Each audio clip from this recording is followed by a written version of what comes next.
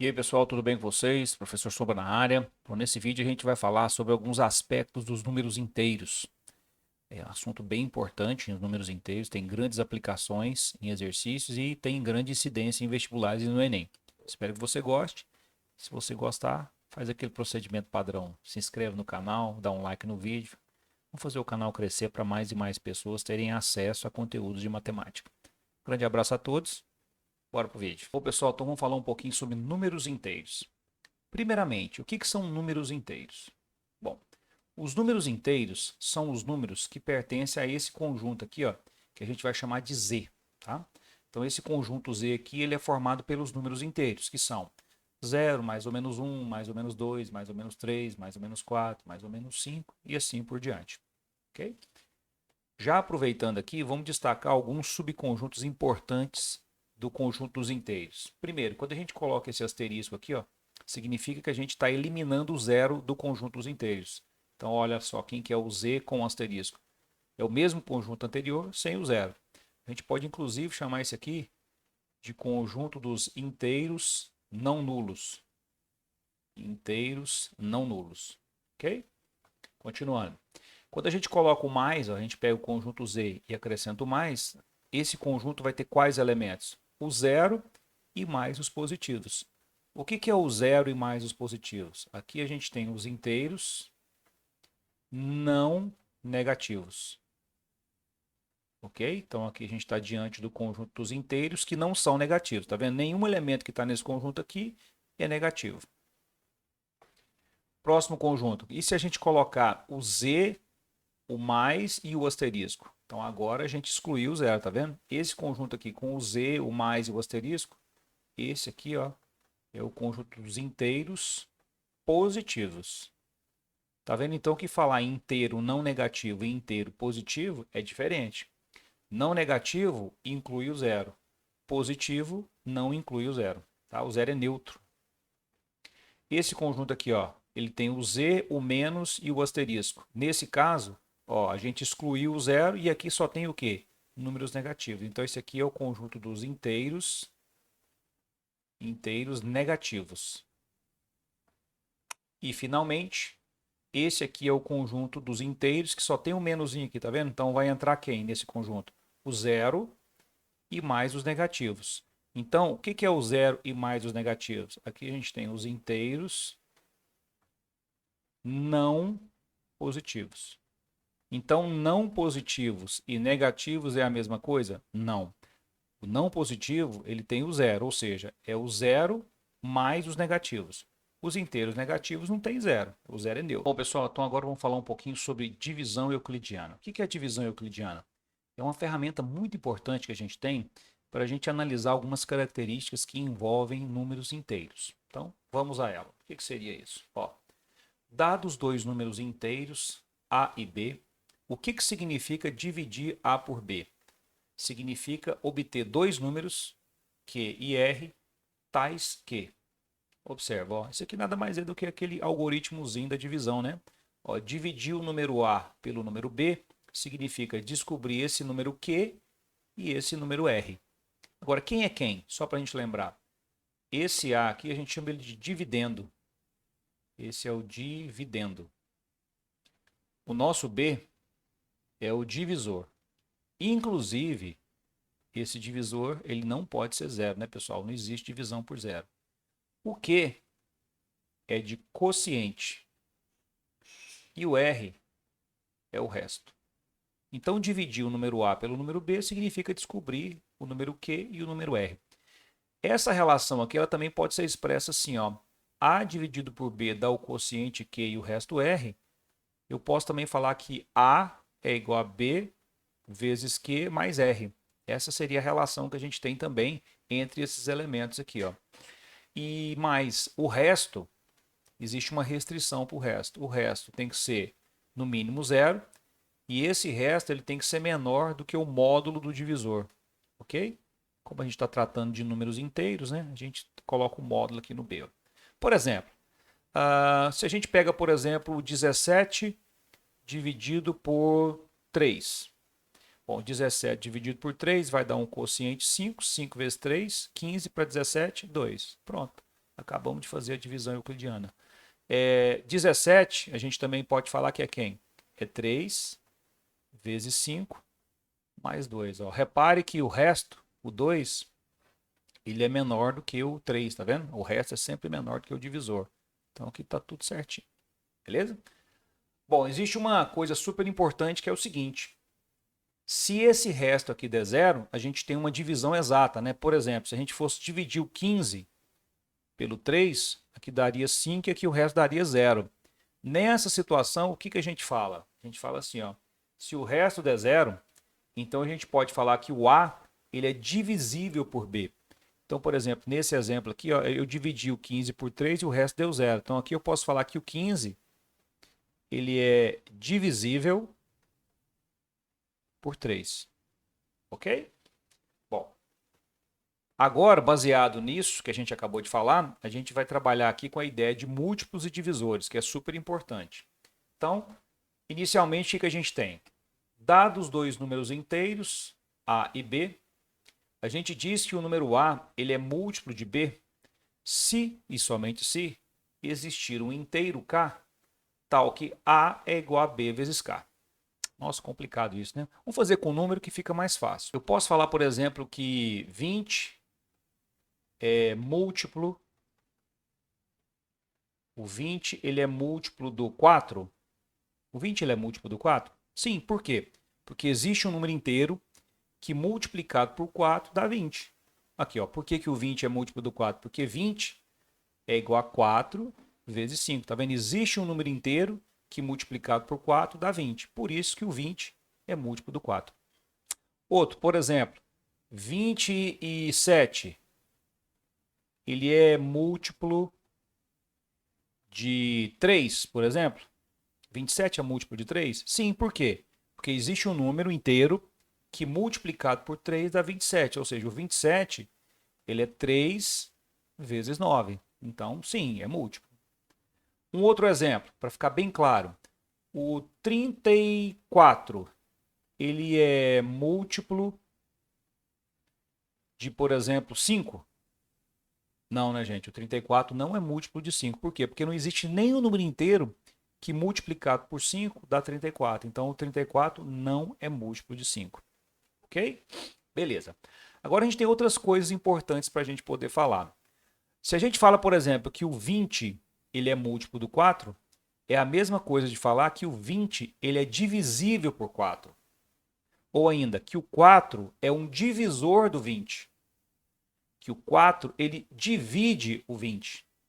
Que o 4 ele é um fator de 20. Olha só que legal isso, hein? Pega o próximo aqui, ó.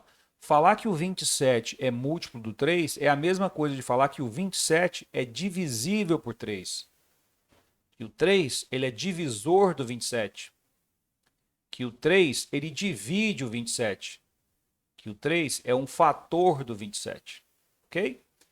De maneira geral, o que a gente poderia fazer? Vamos colocar mais alguns exemplos aqui para ficar tudo muito claro.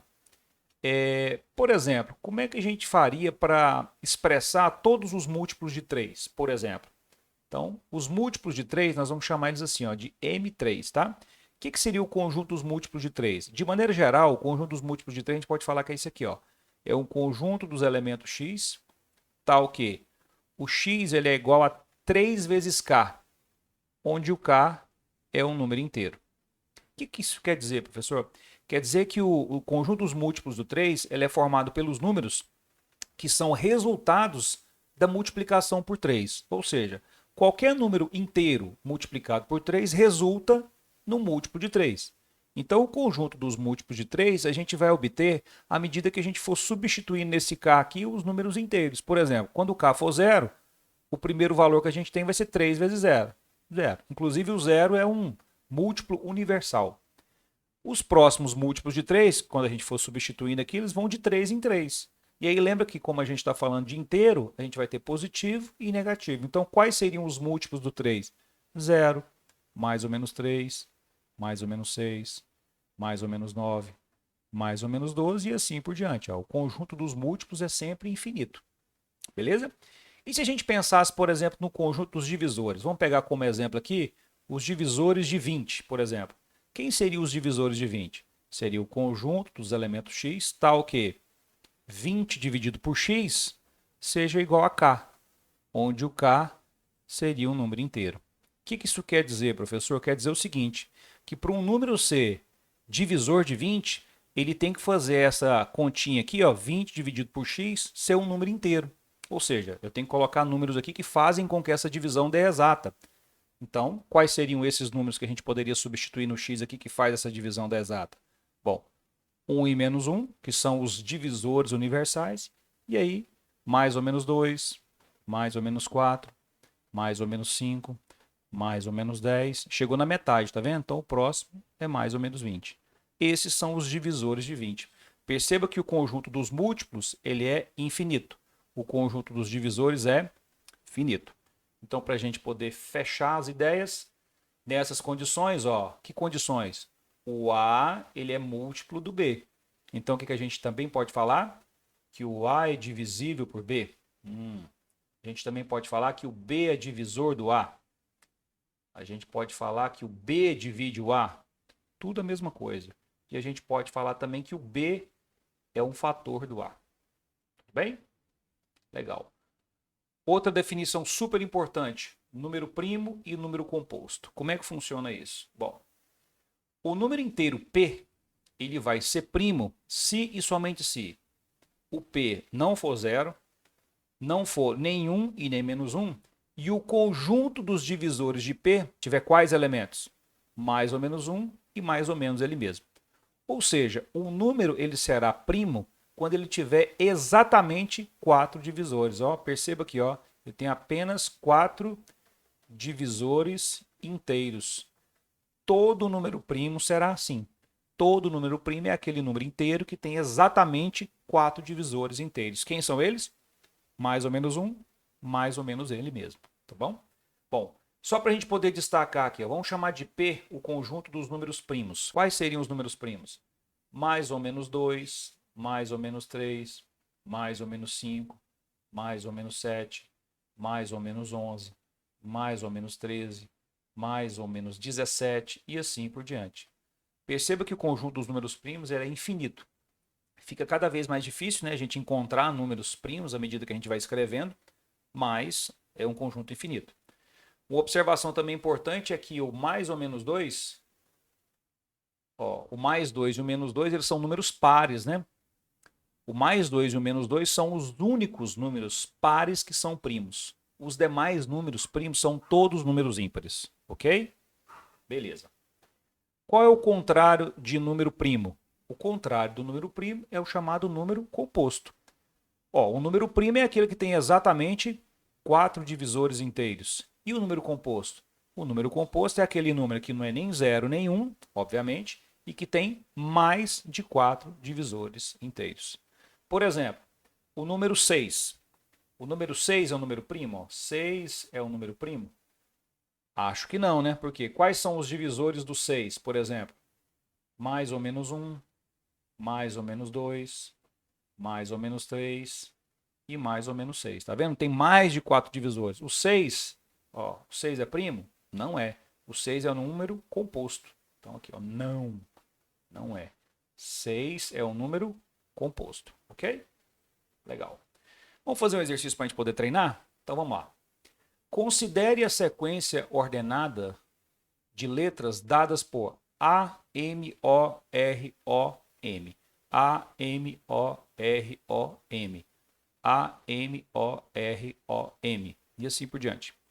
Em que se observa que a posição 1 é ocupada pela letra a posição 2 é ocupada pela letra M e assim por diante. Segundo esse padrão, podemos afirmar que a letra que ocupa a posição 2001 é... Bem legal a questão, hein? Então vamos lá. A sequência é essa daqui, ó. A, M, O, R, O, M.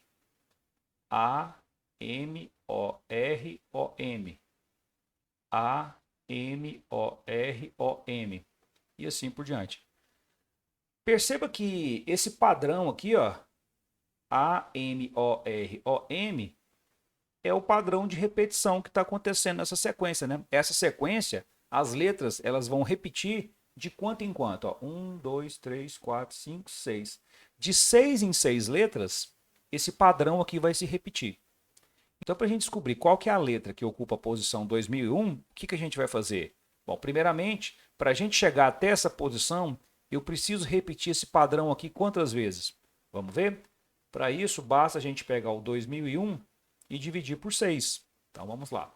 20 dividido por 6, aqui vai dar 3. 3 vezes 6, 18. Sobra 2. Vamos baixar o próximo zero. 20 dividido por 6, de novo 3, né? 3 vezes 6, 18. Para 22. Abaixo 1. 21 dividido por 6, 3 de novo. 3 vezes 6, 18. Para 21, 3.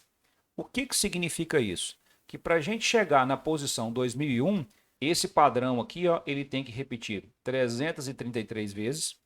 E lá no padrão de número 334, nesse padrão aqui, ó, a gente vai considerar mais 3 letras. Então, lá nesse padrão 334, a gente vai considerar a letra M e a letra O. Por que 3 letras, professor? Porque o resto deu 3, né? A gente vai ter 333 padrões desse aqui completo. E lá no próximo padrão, que é o de número 334, a gente vai considerar mais 3 letras. A, M, O. Então, essa letra é justamente a letra O. Ok? Letra A. Valeu, gente. Um abraço.